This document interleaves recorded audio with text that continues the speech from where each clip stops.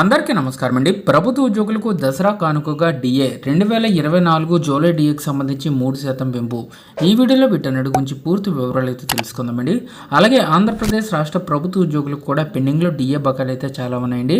So Dasara కానుకగా 2 DA బకాయిలు అయితే రిలీజ్ చేయాలని చెప్పేసి ప్రభుత్వ ఉద్యోగులు భావిస్తున్నారు. సో ప్రభుత్వం కూడా దసరా కానుకగా లేదా దీపావళి కానుకగా డిఏని విడుదల చేసే అవకాశం ఉన్నట్లుగా మనకి అప్డేట్స్ అయితే వస్తున్నాయి. కావున చూద్దామండి. ప్రభుత్వం దగ్గర నుంచి అప్డేట్ వచ్చిన వెంటనే తప్పకుండా మన ఛానల్ ద్వారా అప్డేట్స్ అయితే ఇస్తాం. సో ముందుగా వీడియోని సపోర్ట్ చేసే వారందరూ కూడా వీడియోని ఒక లైక్ చేసి మీ తోటి ఉద్యోగ మిత్రులకు వీడియోని అయితే షేర్ చేయండి. ఛానల్ని ఫస్ట్ టైం కనుక విజిట్ చేసినట్లయితే తప్పనిసరిగా సబ్స్క్రైబ్ చేసుకుని పక్కన ఉండే బెల్ సింబల్ని యాక్టివేట్ చేసుకోండి. ఉద్యోగులకు శుభవార్త. డిఎన్ఎస్ అలవెన్స్ను ప్రభుత్వం పెంచబోతుంది. ప్రభుత్వం త్వరలోనే మరో 3% డిఏని పెంచబోతుంది. ఇది జీతంలో విపరీతమైన పెరుగుదలకు దారితీస్తుంది. ఈ డిఏ వల్ల ఉద్యోగులు మరియు పదవి విరమణ పొందిన వారిద్దరూ కూడా ప్రయోజనం పొందుతారు. డిఏ పెంపుతో దేశవ్యాప్తంగా దాదాపు 1 కోటి కుటుంబాలకు ప్రయోజనం చేకూరనుంది. ఇది అందరికీ బూస్టర్ డోస్ అవుతుంది. జనవరి నుంచి డిఏ 50% పెరిగింది.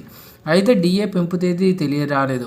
అయితే అక్టోబర్ 8 వరకు కూడా పెంచనున్నట్లు మీడియా నివేదికలు సూచిస్తున్నాయి. జూన్ నెలలో ఏఐసిపిఐ 1.5 పాయింట్లు అయితే పెరిగింది.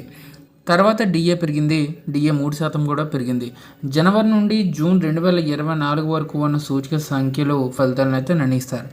జూలై 2024 నుండి కేంద్ర ఉద్యోగులకు 3% డిఏ వస్తుంది.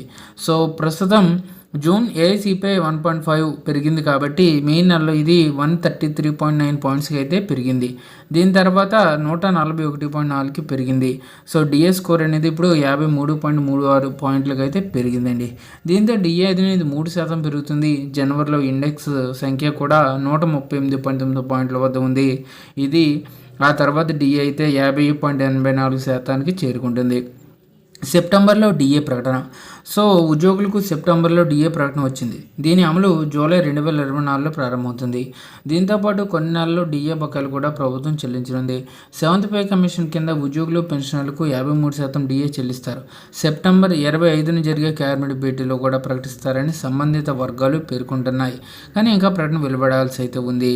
సో ఈ విధంగా 7th పే కమిషన్ సంబంధించి 50% డిఏ అయితే చేరుకుందండి. ఇప్పుడు డిఏ మళ్ళీ 0 చేసి మళ్ళీ ఆ 50%ని కూడా బేసిక్లో మెజర్ చేసి మళ్ళీ డిఏ 3% దగ్గర స్టార్ట్ చేస్తారంటే డిఏ 0 అయితే లెక్క కొనసాగుతుందని ఆలోచిస్తే దీని గురించి స్థిరమైన ఏమైతే లేదు.